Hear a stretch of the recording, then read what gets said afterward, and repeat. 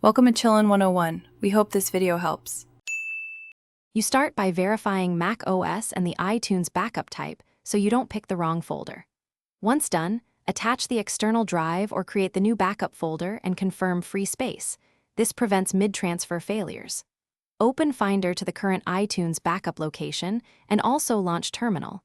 These are the first actionable steps.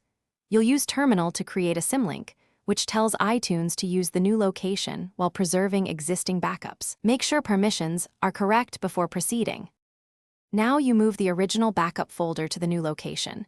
Use Finder Drag or Terminal MV to avoid duplicating data. Once the folder is relocated, you'll create a symbolic link so iTunes thinks nothing changed.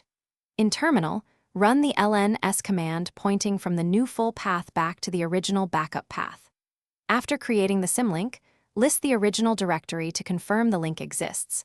This redirects iTunes transparently. If managing an iTunes media folder, the same symlink. Finish by opening iTunes and initiating a backup or syncing action to verify iTunes rights to the new location. This proves the symlink works.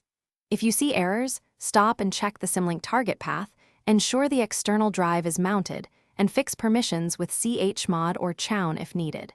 Make sure the link points exactly to the moved folder name. One key troubleshooting tip: if backups fail, restore the original folder name and rerun the steps after fixing mount or permission issues. Thanks for watching. Consider subscribing if we helped you.